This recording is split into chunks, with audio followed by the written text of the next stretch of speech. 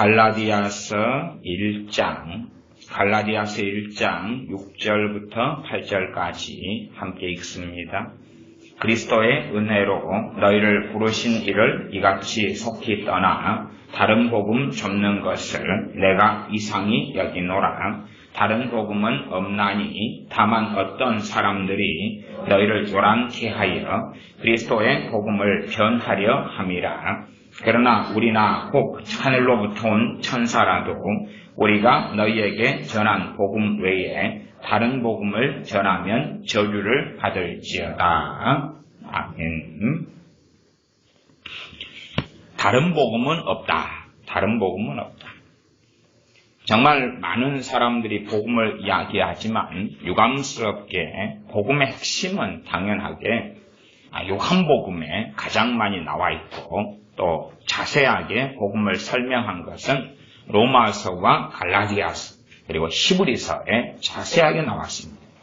가장 간략하게 복음을 증거한 서신은 갈라디아서고 좀 광범위하게 복음을 전하는 것은 로마서입니다. 그렇기 때문에 복음은 신앙의 핵심이고 복음은 구원을 가져오고 복음은 우리 주 예수 그리스도께서 어떤 분이고 그분을 통한 은혜가 무엇인지를 정확하게 생명 없는 구원에 대하여 말씀해 줍니다. 그러므로 주의 종이든지 어떤 하나님의 자녀라 할지라도 복음의 핵심을 놓쳐버리는 사람들은 잘못된 길을 걸어가는 사람들이 되고야 합니다. 그래서 우리가 정말 복음의 기초를 튼튼하게 하기 위하여 로마서, 갈라디아서, 히브리서 등의 말씀 또 요한복음 등의 말씀에 깊이 있게 들어가는 것이 꼭 필요합니다. 칼빈의 갈라디아서 강의 세 번째 시간입니다. 칼빈의 갈라디아서 강의, 이 칼빈 목사님의 갈라디아서 강의의 책을 제가 중간중간 읽어드리는 그러한 설교 시간을 가지는데 유감스럽게 제가 많은 신학자들을 만나고 신학책을 볼 때에 얼마나 신학 박사님들이나 또한 신학교 교수님들이나 많은 목회자들이 유감스럽게 얼마나 무지몽매한가, 얼마나 어리석은가 하는 것을 많이 발견하게 됩니다. 왜냐하면 이 칼빈이라는 주의 종, 칼빈이라는 종교개혁자는 굉장한 신학자이자 목회자이자 학자이기 때문에 아주 방대하게 많은 이야기, 많은 성경 해석, 또한 깊이 있는 말씀의 가르침을 해왔던 종입니다. 다시 말하면 그는 조금만 말씀을 전하고 가르쳤던 종이 아니기 때문에 사람들은 중간에서 다 발췌해서 자기의 근거로 뭐든지 삼을 수 있다 그 말이에요. 실제로 자기가 원하는 교리를 존 칼빈이라는 목회자에게서 난도질하고 잘라내어서 만들어낼 수 있어요. 유감스럽게 신학 박사님들을 만나서 개혁주의, 장로교 개혁주의 박사님들을 만나서 당신은 존 칼빈 목사님의 신학을 가지고 박사학위를 받으셨는데 존 칼빈 목사님의 설교집을 한 권이라도 읽어보았습니까? 그러면 저는 그렇게 정확하게 그렇게 물어본다면 열의 9 이상 나는 한 권도 읽지 않았습니다. 대답이 나옵니다. 참 놀랍지. 정말 그래요. 근데 왜 그런 문제가 벌어지고 말이냐. 이게 사람들은 정말 간단한 지식을 얻기고 싶어하고 지루한 과정을 걷기보다는 핵심이 뭐요, 엑기스가 뭐요, 결론이 뭐요 하는 것을 좋아합니다. 그러나 수학에서 어떤 어려운 문제를 풀 때에 과정 없는 답만 쓴다면 대부분 그런 문제는 틀렸다라는 오답이 되고야 합니다. 과정이 정확해야지, 그러면서 답이 나와야지 정확한 것이. 그냥 주관식 문제 풀이 과정까지 써라 그랬는데 찍어서 답은 0 그랬는데 어쩌다가 맞았어요. 그게 맞는 게 될 수가 없죠. 이걸 어떻게 푸느냐? 공식은 몰라요. 영감이 왔어요. 직감이 왔어요. 이건 루트 2라는 영감이 왔어요. 이건 0이라는 영감이 왔어요. 그거 썼는데 맞았네요. 그렇게 해서 문제는 풀 수가 없습니다. 설교가 중요한 건 그렇습니다. 설교는 반드시 문맥을 가지고 있거든요. 어느 한 동가리를 뜯어내면 문맥이 없어요. 그러나 전체 이야기는 왜 중간에 이러한 메시지가 등장했는지, 중간에 이러한 논리가 등장하는지, 이러한 성경 해석이 등장하는지, 이러한 가르침이 등장하는지가 앞뒤 문맥을 통하여서 논증이 되고 이야기가 되어져요. 그렇기 때문에 존 칼빈이라는 주의 종의 신학을 접하고 알려면 핵심은 그의 설교를 들어보고 읽어보아야 돼요. 그게 핵심인 거예요. 그게 핵심인 거예요. 어떤 한 내용을 전하기 위하여 방대하게 말씀을 가르쳐요. 그게 핵심은 설교예요. 설교를 통하여서 우리는 논지가 있고 논증이 있고 논리가 있어서 기승전결 서론본론 결론이 있어서 이 주의 종이 하나님 말씀을 통해서 무엇을 전달하고 무엇을 이야기하는지를 정확히 듣고 알 수가 있어요. 갈라디아서 강해 정도 읽으면 한두 편만 읽어도 칼빈이라는 주의 종이 한 번 구원은 영원한 구원이 아니다고 계속하여 전하고 있다는 것을 알아요. 그냥 멍청이 아니구나. 제가 존 칼빈 목사님의 설교를 했더니 유튜브에 어떤 분이 댓글을 달았어요. 루터와 칼빈은 저주받은 마귀의 자식입니다. 루터와 칼빈은 한 번 구원은 영원한 구원이라고 말해서 교회를, 기독교인들을 다 지옥으로 보낸 마귀의 자식들입니다. 그렇게 댓글을 달았어요. 얼마나 무식한지. 그런 것을 큰믿음 교회, 지금은 사랑하는 교회, 그러한 변목사라든지 이런 사람들이 그딴 식으로 주장해요. 물론 그들을 이단이나 사입이라고 보지는 않습니다. 그런데 무식함은 정말 용감한 거예요. 무식함은 용감한. 그래서 오죽하면 제가 2000년도에 번역된 이 칼빈 목사님의 갈라디아서 강의 2권짜리 이 설교가 43편 되는 것을 일일이 제가 읽어주겠어요. 저도 갈라디아서 강의를 하고 제가 또 강의를 해버리면 되는데 왜 읽어주겠냐 그런 말이에요. 하나님 말씀이 깊어지면 결국은 신학이라는 걸 접할 수밖에 없어요. 그러려면 종교 개혁자들에게 갈 수밖에 없는데 신학은 종교개혁의 신학은 어쨌든 더 오래 가면 어거스틴이나 그 다음에 많은 주의 종들로 갈 수 있지만 종교개혁길로 가서 신학이 집대성되는 것은 루터와 칼빈이에요. 그리고 거기에 시간이 흘러가서 감리교를 만든 존 웨슬리, 요한 웨슬리 이렇게 가요. 그리고 이제 특별한 사람은 없어요. 조나단 에드워드 같은 경우는 칼빈주의자예요. 또 스펄전 같은 경우, 찰스 스펄전도 칼빈주의자예요. 마틴 로이존스도 칼빈주의자예요. 유명한 설교자나 유명한 신학자들은 다 대부분 칼빈주의자예요. 그래서 예를 들어 감리교 계통 알미니안주의에서 주석을 하나 만들려고 고생을 해요. 주석을, 성경 주석을. 그래서 이 감리교의 유명한 신학자들을 다 불러 모아요. 성경을 66권을 주석을 하려고. 그리고 이제 각 사람에게 맡겨가 주석을 하지만 주회를 할 만한 신학이나 교리가 너무 약해요. 그래서 주석 66권 주석을 해도 여러 학자를 모아놔도 몇 권이 안 나와요.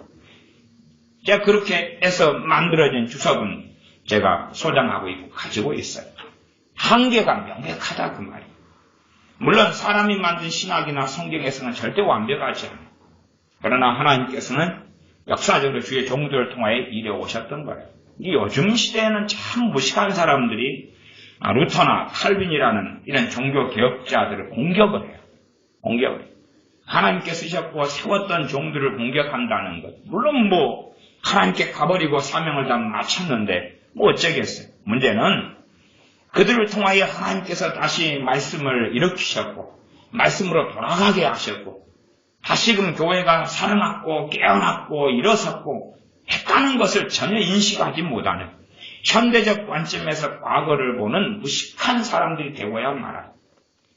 또 최근에 누가 유튜브에 댓글을 달았는데 칼빈은 살인마잖아요. 그를 통해서 사람이 얼마나 많이 죽었는데요. 그런 이야기를 해요. 그래서 참 무식한 사람은 구제불능이구나. 큰 믿음교회 카페에 가면 칼빈은 살인마 그런 자료가 몇 개가 올라와 있어요. 그래서 이 성결교 신학을 한 양반은 참 무식하게 너무 무식하다. 정말 무식하다. 이렇게 무식할 수가 있는가. 종교 개혁사 정도 공부하고 제네바의 신학, 제네바의 문화적 또한 정치적 상황도 전혀 이해하지 못하고 도대체 뭘 알지를 못하는구나. 도대체 왜 이런 극단적인 이야기를 어디에서 근거로 두고 하느냐. 그리고 이제 알아봤어요. 알아봤는데 당시에 로마 카톨릭편에 서가지고 종교 개혁자들을 모함하는 책들이 좀 쓰여졌어요. 그게 다 거짓말로 인정된 책. 근데 그런 책이 1800년도 후반과 1900년도 초반에 번역이 됐어요. 그런 책이 남아있어가지고. 이게 당시에는 다 사람이 알기 때문에 이건 쓰레기야. 그렇게 인정받는 책이 번역이 됐는데 그 책을 근거로 해버린 거예요. 그래서 이건 뭐 아주 황당해도 그냥 황당한 이야기가 아니게 되고 말아요. 자, 그러면 이 칼빈 목사님의 갈라디아서 강해는 칼빈 목사님 1509년에 태어나가지고 1564년까지 이게 거의 만 7월에 태어나서 5년에 돌아가셨으니까 한 55세 가까이 54세라 그러기도 하고 5세라 그러기도 해요. 그 정도 사셨고 이 책이 쓰여진 것은 이 갈라디아서 강의가 설교된 것은 만으로 한 48살이 돌아가시기 7년 전이에요. 그러니 신학은 거의 다 집대성 되었을 때고 정말 가장 클라이막스에 서 있었을 때 제네바에 두 번째 돌아와서 설교 사역을 시작하고 주의 종으로 목회자로 말씀 사역을 시작했을 때가 스트라스부르크에서 한 29살부터 32살까지 있다. 32살에 제네바에 다시 두 번째 와서 32살부터 다시 말씀 강의를 시작하고 그렇게 사역을 시작했어요. 그리고 이제 48살 정도에 다시 갈라디아서 강해가 그때 설교되었어요. 11월 달 정도에. 지금 남아있는 것은 23편이 남아있습니다. 중간에 좀 빠진 게 있어요. 뭐 안 남아있는 것도 있어요. 자, 그러면 그 가운데 이제 3편을 제가 읽어드리겠습니다. 이제 우리는 오늘 아침에 다루었던 주제를 좀 더 심도 있게 다루어 보겠습니다. 오늘 아침이니까 이때는 좀 밤이죠. 이게 말씀을 아침에도 강의하고 밤에도 강의하고 정말 밤낮 없이 말씀을 강의하고 있는 것을 알아요. 밤낮 없이. 그러니 사람들이 시간을 내가지고 하나님 말씀을 듣고 해야 되는 거예요. 오늘 아침에 다루었던 주제를 좀 더 심도 있게 다루어 보겠습니다. 바울은 제가 말씀드린 바와 같이 갈라디아인들을 용서해 주지 않았지만 그들에게 구원의 문을 완전히 닫아버리려고도 하지 않았습니다. 바울은 그들을 회개시키려고 했습니다. 이러한 까닭으로 그는 그들을 부른 하나님의 은혜에 대해서 말했습니다.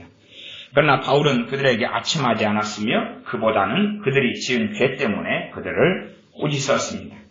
특히 그들의 변덕을 꾸짖었습니다. 그들은 그들 속으로 파고 들어와서 복음의 순수한 가르침을 왜곡하는 사기꾼들이 하는 말에 귀를 기울였기 때문입니다. 그들로 하여금 그들의 변절, 배반을 더 뼈저리게 깨닫게 하기 위해 바울은 그들이 하나님의 부르심을 그렇게 빠르고도 쉽게 저버린 데 대해서 이상히 여긴다고 했습니다. 그는 그들이 그렇게도 신속히 미혹을 당하게 된 이유가 무엇이며 우리 주 예수 그리스도를 통해서 하나님의 은혜를 느끼고 체험했던 그들이 그와 같은 상태에 오랫동안 머물러 있는 이유가 무엇인지 알고 싶어 했습니다. 바울은 사람들이 일단 하나님의 진리에서 멀리 떨어져 나가면 그들은 예수 그리스도를 거부하고 자신을 그리스도에게서 차단시키는 것이라고 했습니다. 이것을 이상하게 생각하는 사람들도 있을 것입니다. 많은 사람들은 빛과 어두움을 혼합하고 싶어 합니다. 이게 명확하게 바울은 사람들이 일단 하나님의 진리에서 멀리 떨어져 나가면 그들은 예수 그리스도를 거부하고 자신을 그리스도에게서 차단시키는 것이라고 했다. 그리고 성경을 정확하게 강의하고 있어요. 다시 말하면 예수 영접하고 믿었는데 주님을 부인하고 거부하면 그리고 배교하고 그러면 주님에게서 떠나진다. 뭐 그것은 이 갈라디 강의 3강에 계속 반복된 이야기. 그러면서 이제 천국에 대한 이야기를 굉장히 많이 합니다. 천국에 대한 말씀은 갈라디아서 강의든지 칼빈의 이 목사님의 강의에서는 핵심을 이룹니다. 우리는 배경을 이해하면 정말 많은 문제를 쉽게 이해할 수 있어요. 천주교인들하고 만나면 천주교인들에게 당신은 예수를 믿습니까? 그러면 그 사람들이 믿는다 그래요. 네? 예수를 통해 구원받는 걸 믿습니까? 그러면 그들은 믿습니다 그래요. 그리고 온갖 우상 숭배를 다 해요. 마리아에게 기도하고 성인에게 기도하고 제사를 지내고 미사에서 우상 숭배를 하고 다 해요. 그리고 당시에는 천주교에서 이제는 벗어나가지고 종교개혁으로 돌아와서 말씀으로 돌아오는 사람들이 많았어요. 그러면 그런 가운데 다른 교리, 다른 신학을 가진 사람들이 많았겠어요? 아니면 이상한 사람들이 많았겠어요? 이상한 사람들이 너무나 많은 시대였습니다. 종교개혁기에는. 이상한 사람들. 말하자면 지금보다도 이단 사이비들이 훨씬 더 많았어요. 훨씬 더.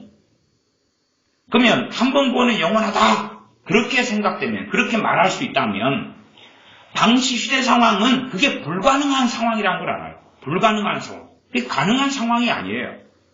왜냐하면 첫째는 천주교고 그들은 예수를 믿는다 그래도 사도 바울은 그들은 명백히 이단이고 이교고 그들에게는 구원이 없다고 이야기해요. 아니 칼빈 목사님이 그렇게 이야기하죠.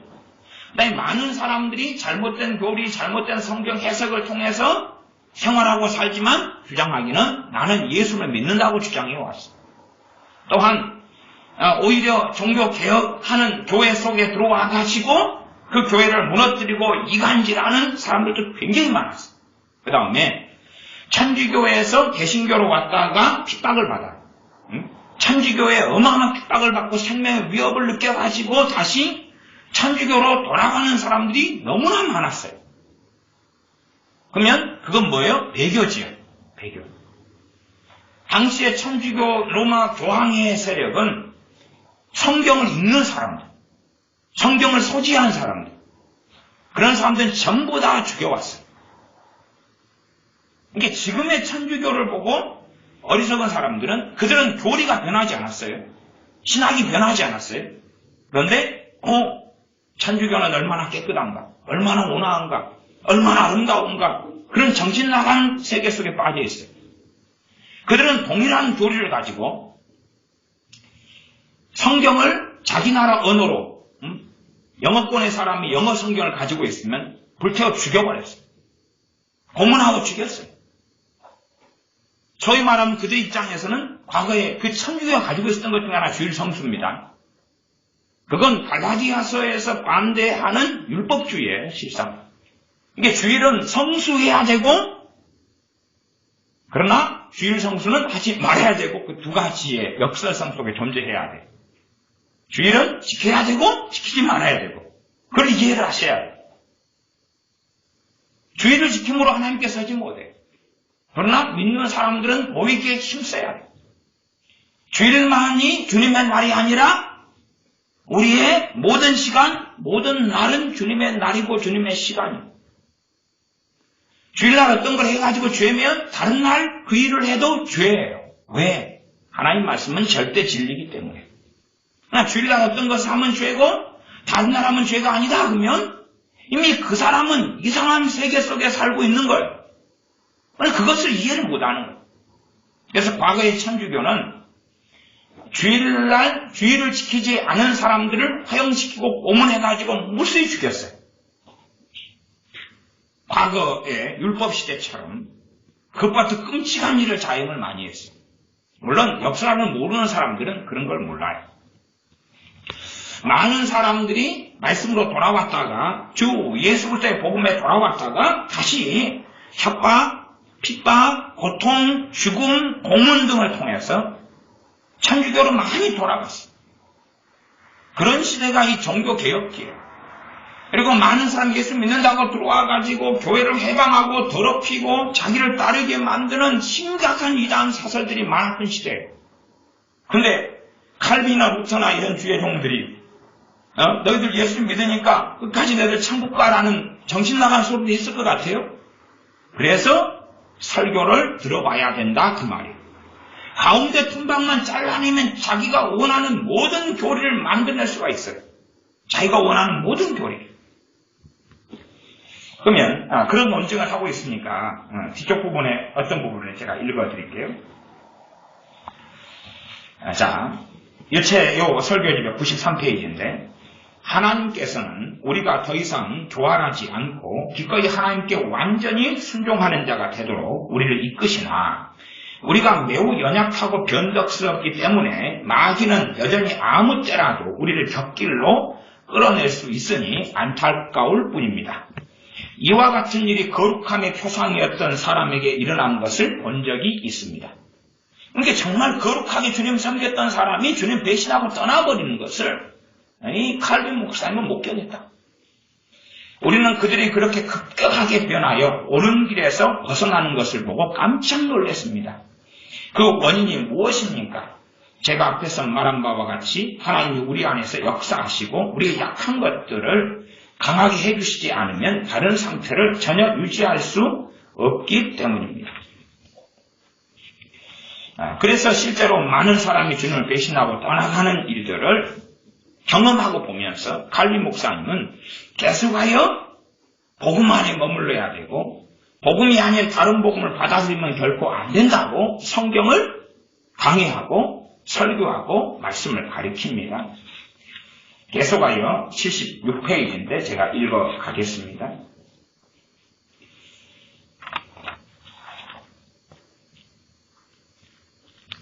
천주교에 있는 혼란, 천주교도들은 그들이 반역자가 아니고 예수 그리스도를 저버리지 않았다고 항변하고 싶을 것입니다. 우리는 성령님께서 천주교인들을 반역자라고 부르신 데에는 그만한 이유가 있다고 결론을 내려도 좋을 것 같습니다. 그들이 예수 그리스도를 버리고 예수님과의 관계를 끊어버렸기 때문입니다. 이렇게 끊어버리려면 맨 처음에는 연결되어 있어야 되죠. 예수님을 버리려면 맨 처음에 예수님을 붙잡아야지 버릴 수 있는 거죠.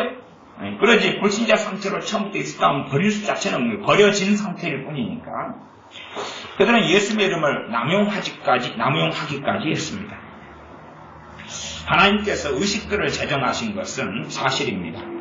지금 갈라디아 교회들 같은 경우는 율법의 의식들을 지키는데 돌아와 버렸어요. 절기를 지키고 그 다음에 할례를 받고 안식일을 지키고 날들을 지키고 그런 것을 통하여 구원을 받으려고 예수를 믿고 플러스 성경의 율법의 절기들을 함께 지켜야 된다. 그래야지 구원을 받는다. 그렇게 돌아왔기 때문에 그건 다른 복음이다. 그것은 예수를 부인하는 거다. 라고 사도 바울은 갈라디아서에 기록했다. 그 말입니다. 그래서 갈라디아 교인들이 빠져 있었던 의식에 대하여서 성경에 말씀하고 그게 다른 복음이다. 그리고 이제 칼빈 목사님은 강의합니다. 하나님께서 의식들을 제정하신 것은 사실입니다. 물론 그렇습니다. 그렇지만 그 의식들은 옛 백성들을 위한 일시적인 규정이었습니다. 우리 주 예수 그리스도께서 이 땅에 오시자 이것들은 모두 중단되어야 했습니다. 갈라디아인들이 율법의 형상과 그림자를 복음의 순수한 빛과 혼돈시키고 있었기 때문에 바울은 이것을 참지 못했으며 그들이 하나님을 배반함으로 하나님에게서 떨어져 나갔다고 말했습니다. 그게 갈라디아 교인들이 하나님에 떨어져 나갔다고. 너희들은 배반했다 예수님을. 하나님을 배반한 거다. 그랬단 말이에요. 그러니 그들이 다시금 복음으로 돌아오도록 구원을 이제 상실해버렸는데 다시 구원받도록 기록된 서신이 갈라디아서다 그 말이죠. 복음을 다시 증거함으로 성령 해방죄는 사함받을 수 없으나 예수님을 부인하는 것은 다시 용서받고 복음을 전해 듣고 주님을 다시 영접하고 돌아올 수 있기 때문에 그러하죠. 우리의 구원은 거저 얻는 것이 되어야 합니다. 은혜로 얻는 구원, 은혜로 얻는 구원. 복음의 핵심은 거저 얻는 것입니다. 거저 얻는 것. 그러나 유감스럽게 많은 사람들은 복음을 거저 얻는 것이 아니라 자기의 기도생활, 자기의 헌신, 자기의 노력으로 얻는 걸로 만들어가려 그럽니다. 그러나 맨 처음에 구원은 거저 얻는 걸로 믿다가 유감스럽게 많은 사람들이 구원의 감격을 잃어버리는 것은 구원을 은혜로 얻는 것이 아니라 자기의 노력, 자기의 금식, 헌금생활, 자기의 봉사, 자기의 노력, 자기의 성경 읽기, 자기의 선행 등으로 얻는 것으로 머리하고 가슴, 바뀌어가면서 그렇게 점점점 변질되어져 가는 경향을 일반적인 하나님의 자녀들은 가지고 있습니다. 구원이 은혜로 거저 얻는 것이 아니면 예수 그리스도께서 더 이상 아무런 소용이 없습니다. 우리의 구원을 하나님께서 우리에게 주시기 때문에 우리는 그것을 은혜로 거저 주시는 구원이라고 부릅니다. 우리가 먼저 가치 있다고 생각한 것들 모두를 우리 기억에서 지워버리고 우리가 만신창이가 되었다고 인정하지 않고서는 우리는 우리 주 예수 그리스도를 통해서 우리에게 주시겠다고 한 구원을 받을 수가 없습니다. 그러니까 우리 자신이 내가 가치 있는 게 있어, 내가 선한 게 있어, 나한테 착한 것이 이런 거 있어, 그런 생각을 하고 나는 구원받을 자격이 있어, 가치가 있어, 그러는 한은 구원받을 수 없다고 말이에요. 그런 한은 정말로 나로서는 절대 구원받을 수 없고 나는 모든 게 부패했고 타락했고 나는 하나님 앞에서 가치가 없는 존재고 버림받아야 마땅하고 심판을 받아야 마땅해. 나는 어떻게 해도 구원받을 수 없어. 그런데 하나님께서 그 아들 예수님을 통해서 나를 부르셔서 나를 구원하셨다. 나의 죄를 위해 십자가에 죽으셨고 나를 구원하셨다. 그걸 깨닫고 할 때에 구원을 받는다는 사실이다. 그 말이에요. 그러나 요즘 시대에는 우리의 자녀들을 그렇게 우리는 양육해요. 또 시대적인 포스트 모더니즘 등이 우리의 자녀에 대하여 너는 아름다워, 너는 가치 있어, 성선설, 너는 착하게 태어났어, 착해, 아름다워, 귀해.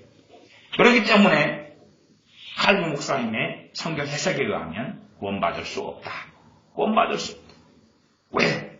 자신이 가치 있다고 생각한 것들을 다 치워내야 된다. 그래서 주님께서는 아무든지 나를 따라오려거든 자기를 부인하고 나를 쫓을 것이니라. 그 본문을 가지고는 이 갈라디아서 2장에서 칼빈 목사님이 이야기했어요. 자기를 부인하고 주님을 따라야지 구원을 받는다는 이야기를 갈라디아서 2장에서 했어요. 2장 강의에서. 갈라디아인들이 예수 그리스도와 하나님 아버지에게서 떨어져 나갔다고 바울이 한 말은 전적으로 옳습니다. 여러분이 아시는 대로 율법에는 하나님께서 명령하시는 것을 이행하지 않는 자는 모두 저주를 받을 것이다 라는 신명기 27장 26절 말씀이 있습니다. 그러므로 우리가 그렇게 완전한 경지에 이르는 것은 불가능합니다. 그러므로 사도행전 15장의 말씀과 같이 우리 주 예수 그리스도께서 우리의 자유를 주시고 우리가 맬 수 없는 멍에에서 자유케 하시는 것이 필요했습니다. 우리도 복음의 순수하고 수박한 가르침을 좌로나 우로나 치우치지 말고 굳게 지키라는 권고를 받고 있습니다. 왜냐하면 기독교인이라는 이름과 직함을 갖고 있거나 세례를 받았다는 표식을 지니고 있는 것만으로 충분치 않기 때문입니다. 우리는 계속해서 복음의 가르침을 단호히 붙잡고 있어야 합니다. 저 옆에 통합식교회 큰교회 목사님은 세례증서 끄집어내면서 부활절날 세례증서만 있으면 구원받습니다 라고 주장하잖아요. 그러나 칼빈 목사님은 그 통합식이든 장로교든 다 개혁교회에서 나오고 칼빈 목사님이 그 위로 올라가서 성경 해석과 그의 신학에서 배우고 거기에서 개혁교회 신학을 붙잡고 장로교회가 나온 거예요. 그런데 어떻게 전혀 엉뚱한 이야기를 하느냐 그 말이죠. 이 칼빈 목사님은 그렇게 이야기했잖아요. 이 갈라디아서 1장 강의를 하면서 기독교인이라는 이름을 가졌다고 직함을 가졌다고 구원받는 것이 아니다. 세례를 받았다는 표식을 가졌다고 구원받는 게 아니다. 예수 그리스도의 복음의 가르침을 견고히 붙잡고 있어야 구원받는다. 그렇게 말하죠. 이것이 81페이지입니다. 82페이지. 바울은 갈라디아인들로 하여금 자신에 대해서 더 부끄럽게 여기도록 그들에게 은혜의 부르심에 대해서 이야기합니다. 너희를 부르신 이를 이같이 속기 떠나서 다른 복음 접는 것을 이상하게 여기는 너희를 하나님께 불렀어요. 뭐해서 불렀습니까? 선택에 불렀지. 선택에 불렀는데 누가 거부하고 떠나버렸습니까? 다른 복음을 쫓아서 갈라디아 교인들이 떠나버린 거예요. 황당한 일이 벌어졌죠. 너무나 이상하다. 그러면 하나님이 갈라디아 교인들을 선택했어요. 갈라디아서를 통해 공부했지만 다 듣고 돌아왔겠어요? 그러진 않겠죠. 어떤 사람들은 갈라디아서를 통해서 다시 진실한 복음에 돌아왔고 어떤 사람들은 유혹된 채 돌아오지 않았을까요? 분명히 하나님께서 그들을 다 불렀는데. 그래서 갈라디아 교회들이 되었지요. 우리는 그분에게 순종해야 합니다. 하나님께서 우리들과 무엇을 하기로 결정하셨든 우리는 항상 하나님의 권위에 굴복해야 합니다. 제가 여기 있습니다. 저에게 요구하시는 것이 무엇입니까? 라고 하나님께 말씀드리는 것이 우리의 임무입니다. 그러나 하나님께서 우리를 오라고 부르실 뿐만 아니라 우리 주 예수 그리스도를 통해서 하나님의 선하심의 모든 보물을 다 우리에게 주십니다. 하나님께서 우리에게 하나님의 자녀가 될 것을 요구하시면서 기꺼이 자신을 우리에게 주십니다. 너희는 예수를 믿고 하나님의 자녀가 되어라. 그러지만 하나님 자신까지도 우리에게 우리 주 예수를 통하여 주신다는 이야기입니다. 하나님은 우리를 매우 다정하게 대하십니다. 고로 우리들로 하여금 뒤로 물러서려는 마음을 먹지 못하게 해줍니다. 그렇지만 그 다음에 이제 이야기합니다. 그렇지만 만일 우리가 하나님을 영접한 후에도 이리저리로 방황하게 되면 우리에게는 변명의 여지가 더욱 없어질 것이며 제가 앞에서 말한 바와 같이 더 혹독하고 무서운 저주를 받게 될 것입니다. 그러잖아요. 칼빈 목사님 한 번 구원은 영원하다고 말했어요? 안 했어요? 안 했죠? 예수 영접하고 믿지만은 복음의 진리를 잃어버리고 방황하고 그리 되면 더 혹독하고 무서운 저주를 믿기 전보다 더 받는다고 그랬어요. 믿고 난 다음에 주님을 배신하는 것은 그게 히브리서 말씀 요지 중에 하나예요. 믿고 난 다음에 주님을 배반하는 것은 믿기 전보다 더 무서운 재앙과 심판을 받게 된다는 거죠. 우리는 이제 바울이 갈라디아인들이 받았던 은혜에 대해서 언급한 이유를 알았습니다. 만일 우리가 복음의 순수한 가르침에서 벗어나서 그 안에서 생활하지 않는다면 오늘날의 우리는 율법 시대에 살았던 우리의 조상들보다 죄가 더 많게 될 것입니다. 그러므로 제가 말했던 것처럼 만일 우리가 하나님께 온전히 헌신하기 위해서 모든 노력을 기울이지 않는다면 우리는 그들보다 심한 책망을 받게 될 것입니다. 이래서 우리의 책임이 더욱더 무거워지는 것입니다. 이게 지금 현 시대에 많은 사람이 심판의 교리를 뭐라고 이야기하냐면 예수 믿는 사람은 상급의 심판밖에 없다는 거예요. 문제는 그들이 칼빈주의자라고 주장하는 거예요. 지금 존 칼빈 목사님은 만일 우리가 하나님께 온전히 헌신하기 위해서 모든 노력을 기울이지 않는다면 대부분의 그리스도인들은 모든 노력을 기울이지 않습니다. 우리는 그들보다 더 심한 책망을 받게 될 거예요. 구약의 성도들보다. 그러면 상급의 심판만 있습니다 하는 건 말 돼요? 안 돼요? 안 되죠. 전혀 안 돼요. 그러니 도대체가 어디에서 이상한 교리가 튀어나왔는지를 알 수 없는 것이 너무 많이 있어요. 너무 많이 있어요. 이게 유감스러운 거예요. 유감스럽게 저는 많은 사람이 해석한 이 극단적 칼빈주의를 오랫동안 배우고 공부하고 그 속에 살았어요. 그래서 저는 칼빈주의라면 오랫동안 신물과 염증을 느꼈어요. 도대체 저 존 칼빈이라는 양반이 맨날 칼마 들고 뭔 짓을 했냐. 그렇게 오랫동안 공부하며 정말 존 칼빈이라는 주의종을 싫어하고 안 좋아했어요. 그러나 나중에 직접 이제 이 존 칼빈 목사님 쓴 책들을 직접 읽어보니까 전달이 틀린 거예요. 우리도 말이 발사람 걸쳐서 말이 돌면 정말 많은 부분이 틀려요. 심지어 한 사람만 걸쳐서 말이 들어가도 말이 틀려요.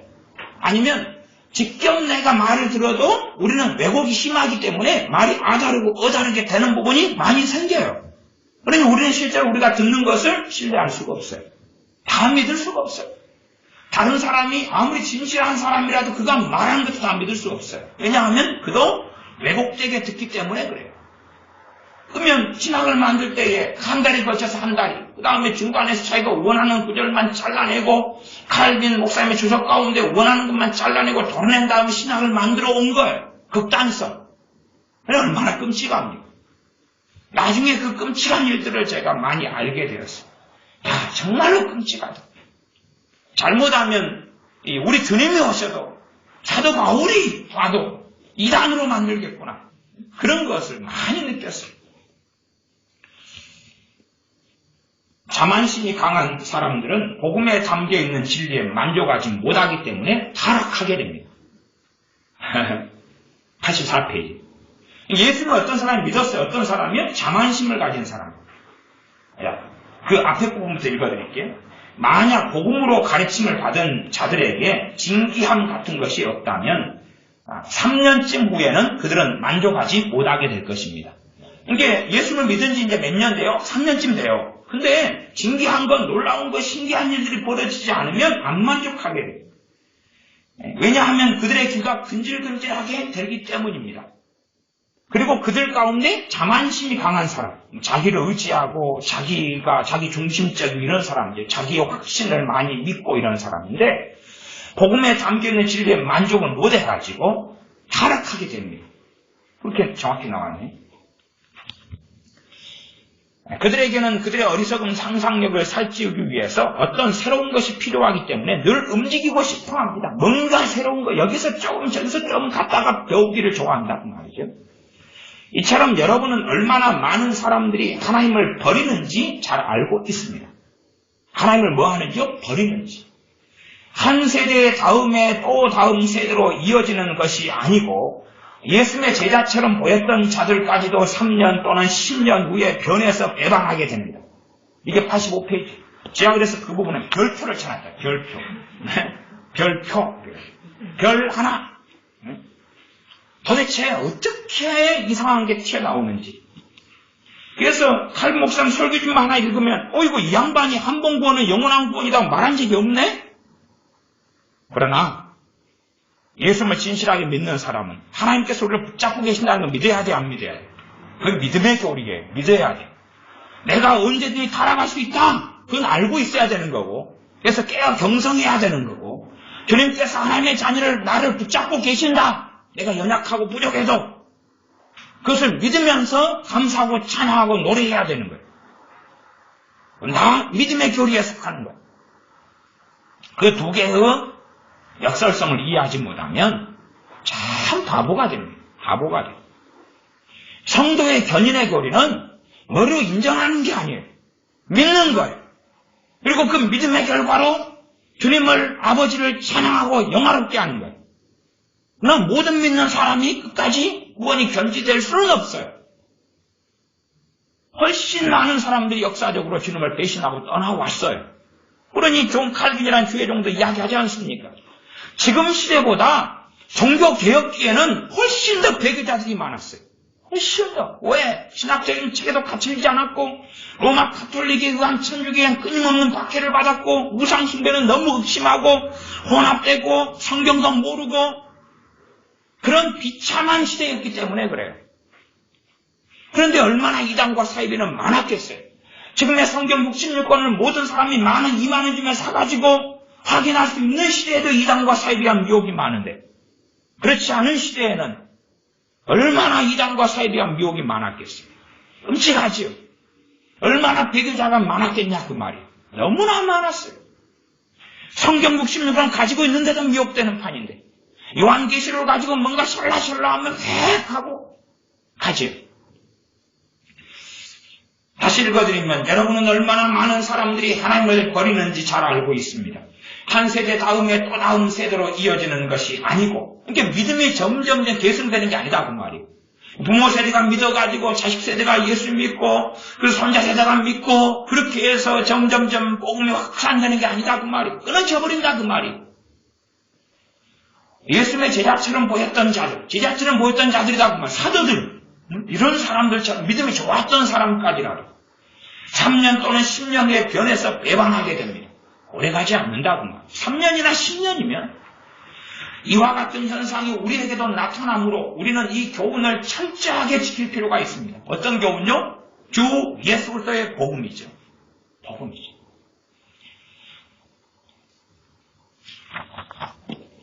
바울은 이 시점에서 이와 같은 일이 일어난 이유는 여러분을 괴롭히고 우리 주 예수 그리스도의 복음을 왜곡하려는 사람들이 있기 때문이라고 말했습니다. 그러니까 사탄의 하수인으로서 복음을 왜곡하고 혼잡하려는 사람들은 반드시 교회에 들어온다는 이야기입니다. 그럼 그 사람들이 복음을 혼잡하는 사람들이 처음에 복음을 배웠겠어요? 안 배웠겠어요? 배웠겠죠. 이게 처음부터 적그리스도의 세력인 사람도 있고 들어왔다가 배교자가 되고 미혹이 되고 이단 사설을 가져가지고 배교자가 된 사람들이 적극적으로 교회 안에 들어와서 복음을 혼잡시켜가지고 이제 사람들을 무너뜨리는 사역을 한다고 말이에요. 마귀의 사역이죠. 우리가 예수 그리스도를 통해서 모든 복을 전해주시는 우리가 예수님을 모든 복을 전해주시는 분으로 기꺼이 받아들일 때 우리는 믿음을 통해서 의롭게 되고 구원을 얻는다고 성경에 기록되어 있습니다. 그러므로 주 예수 그리스도를 모르면 믿음도 있을 수 없습니다. 주 예수 그리스도께서는 자신의 양떼로 선택하신 자들의 대부분이 성경의 10분의 1도 이해하지 못한다는 것을 알고 계십니다. 그러나 우리가 다른 것은 모르더라도 다음과 같은 공통적인 신조가 있어야 합니다. 기본적인 신앙의 바탕에 대한 이야기입니다. 첫째, 자비로우셔서 우리를 양자 삼으신 하나님 아버지는 한 분이시며 우리 모두는 그분을 믿습니다. 우리야 이제 이 정도 기본은 다 돼 있지만 당시 종교 개혁기에는 그런 기본도 없는 사람이 많잖아요. 왜? 다 천주교가 못해여가지고 거기에 살아온 거예요. 그리고 존 칼빈 이분도 집안이 당연히 천주교 집안. 그리고 존 칼빈의 어머니는 맨날 기도하는데 누구의 기도하냐면 성 안나한테 기도해요. 성 안나는 누구냐 그러면 마리아의 친정엄마. 마리아의 친정엄마를 성인으로 만들어가지고 성 안나요 그리고 맨날 기도해요. 제가 존 칼빈 목사님의 전기들을 여러 권을 봐보면 어떤 책은 좀 존 칼빈 이분의 가정을 우상화시키기 위해서 그런지 몰라도 존 칼빈 목사님의 어머니는 너무 경건해가지고 기도 생활을 항상 열심히 했다. 그러면서 성 안나한테 기도했다는 이야기를 해버리고 하나님께 기도한 것처럼 싹 해버리는 책들이 있어요. 그래서 이 전기 작가는 좀 사기꾼 기질이 농후하다. 제가 그렇게 보기도 합니다. 첫째는 자비로우셔서 우리를 양자 삼으신 하나님 아버지는 한 분이시며 우리 모두는 그분을 믿습니다. 둘째, 예수 그리스도는 한 분이시며 그분을 통하여 모든 복이 우리에게 전달됩니다. 셋째, 우리는 성령의 힘으로 거듭났습니다. 이건 믿음의 교리예요. 믿음의 교리. 우리는 성령의 힘으로 거듭났습니다. 그걸 믿고 받아들여야 해요. 전에 그 장로님 가운데 전에 무슨 교도소죠? 서울구치소하고 청송교도소 거기에서 근무했던 교도관이었던 어느 장로님, 박효진 장로님이죠. 그분이 이제 교회 집사님이셨는데 예수님 제대로 안 믿는 분이었어요. 근데 어느 날 성령 충만한 어떤 집사님인가 어떤 분하고 같이 예배를 드리게 됐어요. 근데 그분이 성령 역사로 말씀을 전하는데 이 박효진 장로님은 당시 집사님이었는데 예수님도 안 믿는 사람이고 당시에는 법치가 제대로 이루어지지 않은 게 교도소 세계였기 때문에 가장 악랄한 교도관으로 폭행하고 구타하고 죄수들을 그렇게 했던 가장 악한 교도관 중에 하나였단 말이에요. 담배를 항상 골청하게 가지고 피우고 온갖 독한 것 증오심이 가지겠던 사람이었어요. 근데 그 어떤 분이 성령 충만한 어떤 분이 이제 가정 예배인가 뭐 예배를 드리면서 말씀을 증거했는데 정한 본문이 고린도전서 말씀이에요. 전서 말씀이어서 너는 성령님의 전이라 이 말씀을 했대. 너는 성령님의 전이라. 너 안에 성령님이 계신 걸 알지 못하느냐? 자기는 예수님 제대로 안 믿고 있고 교회는 다니고 소위 말하면 집사관이나 잡사고 맨날 담배 피우고 교도소에 가서 죄수를 두드러 패고 증오하고 저주하고 욕하는 사람인데 너 안에 성령님이 계시다. 성령님이 계시는 너희는 성전이다. 그걸 듣는데 그 진리가 받아들여진 거예요. 거기에서 주님 만나고 성령승을 받고 거기에서 변화되고 담배가 끊어지고 우리는 성령님으로 거듭났습니다. 그러면 내 힘으로 거듭났습니까? 아니죠. 은혜로 믿음으로 말미암아 거듭나는 거예요. 그러면 아멘하고 진리는 받아들이는 거예요. 머리에서 인정하고 동의하는 게 아니라 받아들일 때에 은혜의 역사가 성령 역사가 있는 거예요. 많은 성경에 있는 진리의 말씀들은 아멘하고 받아들이는 거예요. 아멘하고 먹고 받아들이는 거예요. 이 책을 먹으라 했던 것처럼 진리의 말씀을 먹는 거예요. 소화시키고 먹는 거예요. 공부하는 게 아니에요.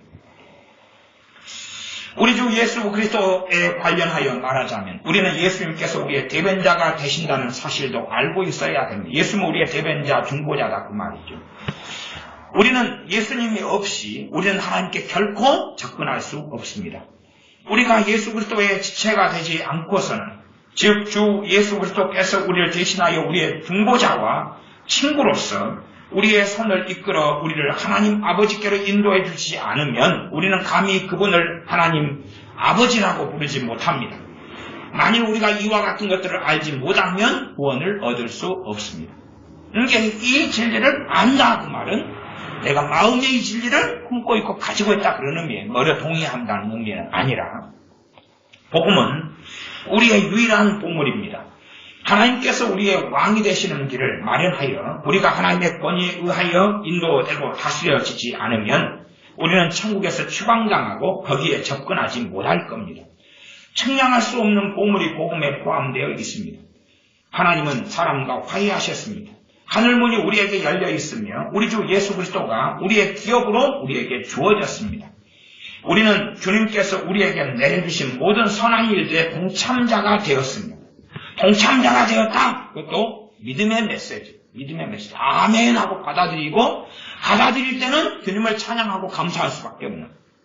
그러나 받아들이는데 내가 잘나고 내가 기도 생활했고 내가 의롭기 때문에 그러면서 받아들이면 그 사람 주님을 배신하게 되는 거예요.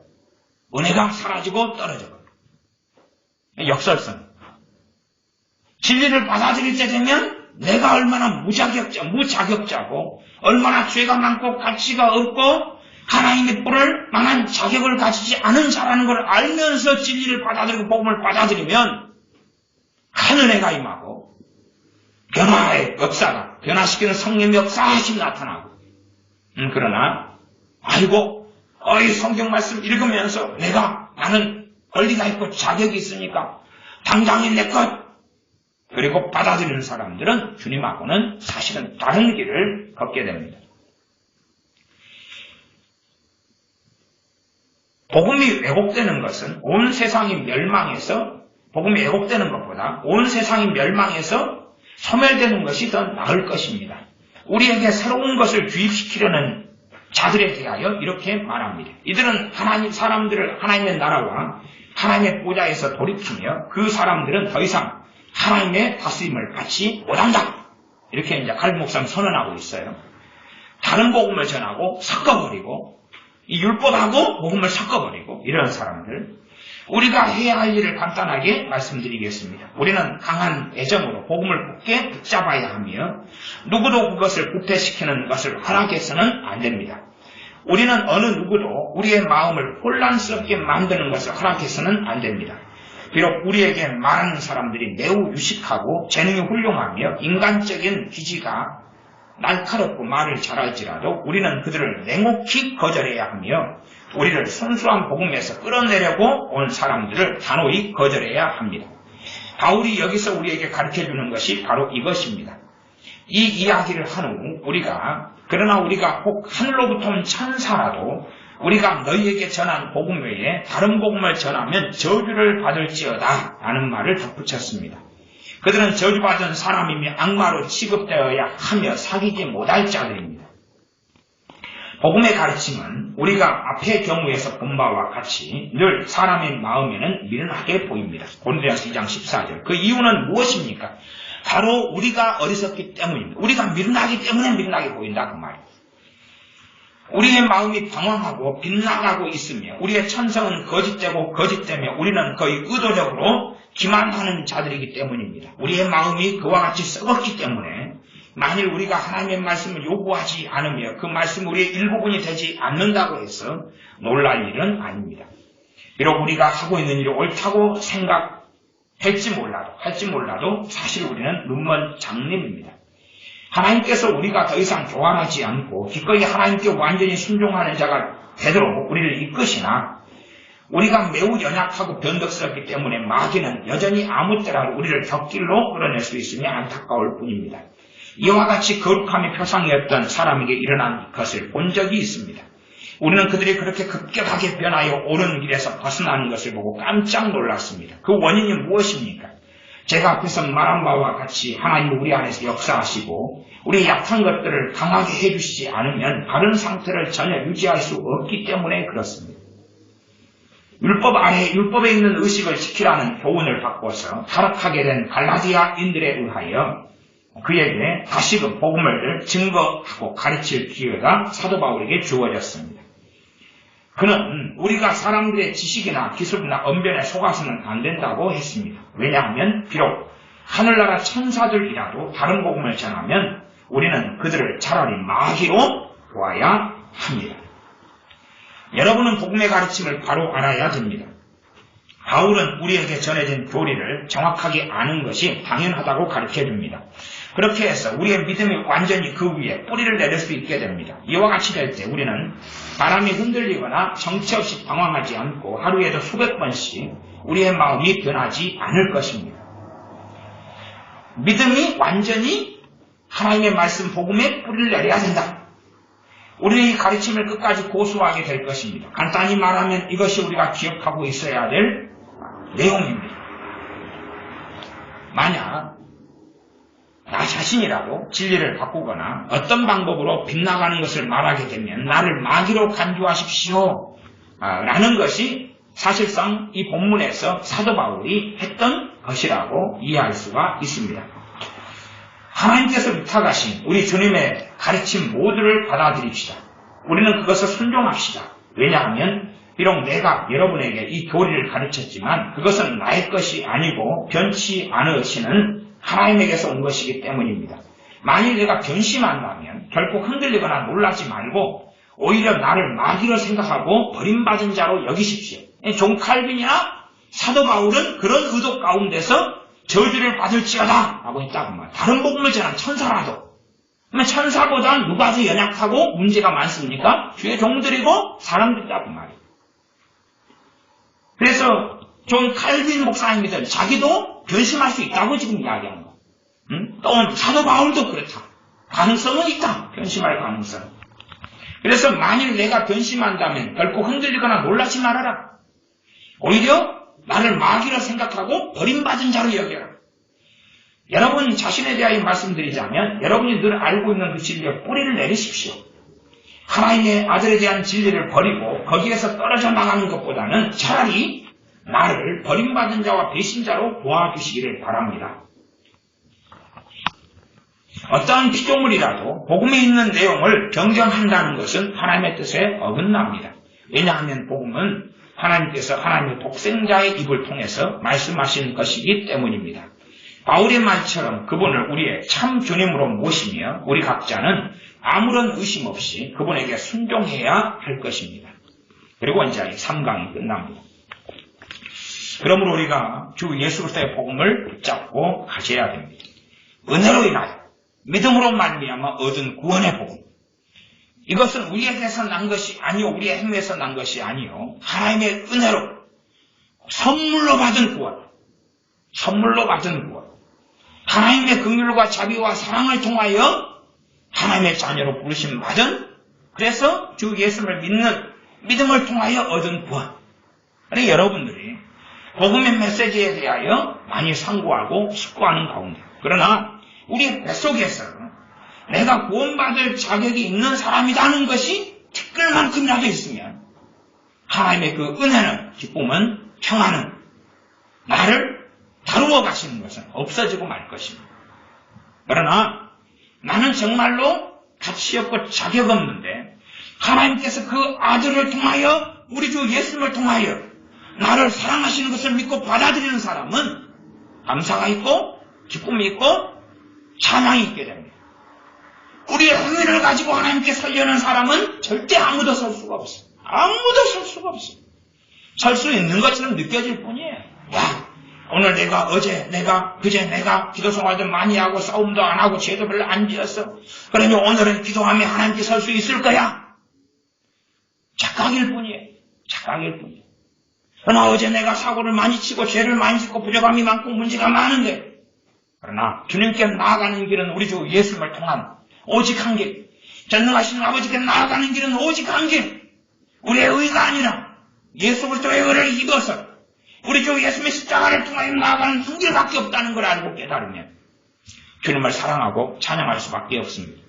빠르게 주 예수님의 복음 안에서 회개하는 사람들은 회개를 하면 할수록 주님을 사랑하게 되고 자기의 행위에 의지하여 회개하는 사람은 회개하면 할수록 해결하지 못하는 죄 때문에 무거워지고 힘들어지고 복잡하게 될 것입니다. 주 예수님의 복음을 붙잡는 사람들은 주님의 그 사랑에 매어서 감사하고 찬양하게 될 것이고, 주님의 복음에 매이지 않는 사람들, 주님을 사랑하지 않고 주님을 멀리하게 될 수밖에 없습니다. 기도하겠습니다. 아버지 하나님, 원수 마귀는 끊임없이 그의 종들을 통해서 거짓 복음, 잘못된 복음, 혼합된 복음을 통해 역사적으로 끊임없이 전해왔습니다. 또한 주님 오실 때 가까워져 올수록 미혹하는 영의 가르침들이 점점점 사람들을 통하여 많아져 갑니다. 우리가 율법을 지킴으로 얻는 구원이 아니라 은혜로 말미암아 믿음으로 얻는 구원, 우리의 행위에서 난 것이 아니라 하나님의 선물로 우리 주 예수님을 통하여 주시는 구원의 복음에 감격하며 감사하며 그 안에 뿌리를 내리게 하여 주시옵소서. 우리 주 예수님의 십자가 복음에 우리가 뿌리를 내리게 하여 주시옵소서. 우리의 모든 죄를 위하여 십자가 달리시고 죽으신 주님께 감사하며 찬양하며 그 안에 머무는 우리가 되며 주님 안에 뿌리를 박으며 믿음이 자라고 성장하는 우리가 되게 하여 주시옵소서. 곁길로 가지 아니하고 주님을 배반하며 배신하지 아니하고 주님을 찬양하며 아버지를 경배하며 경외하며 우리에게 믿음을 통하여 구원을 주신, 또한 성령님을 보내신 전능하신 아버지와 아들을 찬양하며 경배하는 우리가 되게 도와주시옵소서. 우리 주 예수님의 이름으로 기도하옵나이다. 아멘. 함께 기도하겠습니다.